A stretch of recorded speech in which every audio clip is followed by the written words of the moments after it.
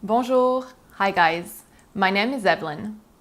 I'm on a journey to live a healthy life, and my guess is so are you since you've clicked on this video.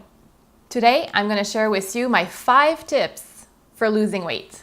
So these 5 tips are for everyone. They are not advanced technique. They are simple yet effective.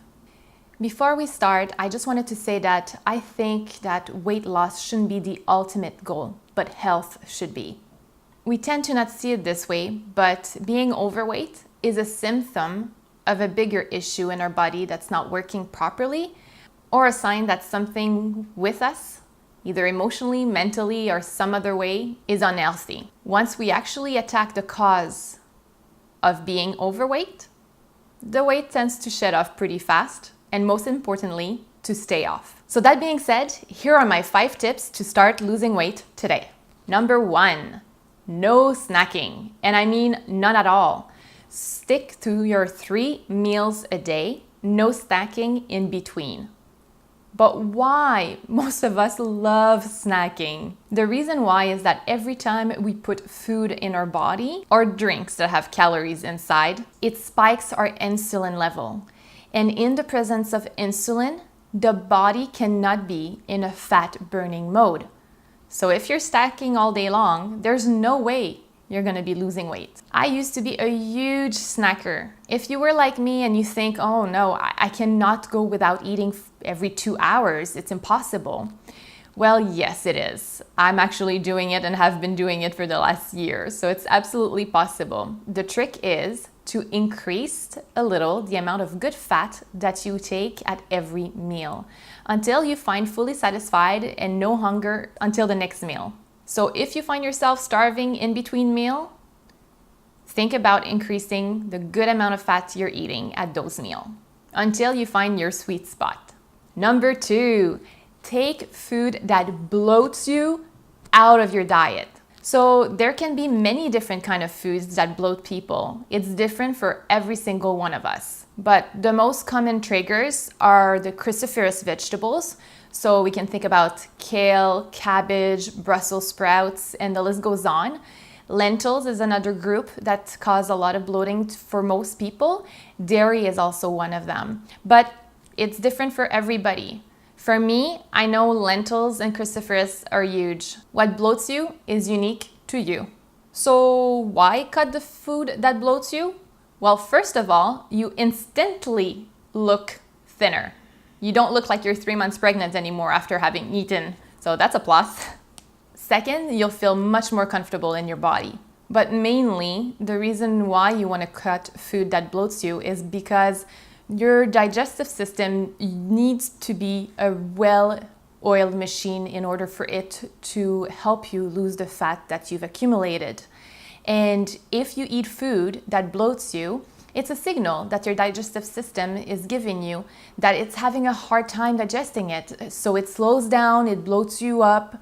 Therefore, it's healing its own and targeting its own issue with that food that's bloating you, and won't be focusing on making you lose fat. So cutting those food out of your diet should ease up the weight loss. Number 3, sleep well. The sleep period is a period where the body goes into full fat burning mode. Why? Well, it's because you're fasting.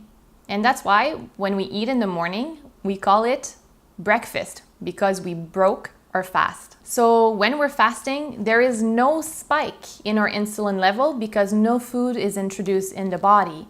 Therefore, the body starts burning the food or the fat that you already have in order to survive. So make sure you get a good and long night's sleep. And quality sleep is also important since it will re-energize you and keep you more active in the day to come. Number 4, reduce stress.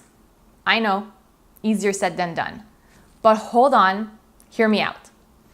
So stress produces the hormone called cortisol, and cortisol is the stress hormone. It's another hormone that inhibits weight loss or fat burning. So high level of stress reduce your potential in burning fat. Also, when we're stressed, we tend to grab food on the go and make bad decisions, or eat out of comfort again, making unhealthy decisions. So 2 small, quick, but effective tips to help you reduce stress is when you find yourself stressed, take 5 minutes to breathe deeply and properly. Most of us are not even conscious of what it means to breathe properly. So inhale through the nose, fill up your lungs, fill up your tummy until you feel your diaphragm move, and then exhale through the mouth. Repeat that a couple of times for 5 minutes, and immediately you should feel the stress easing out.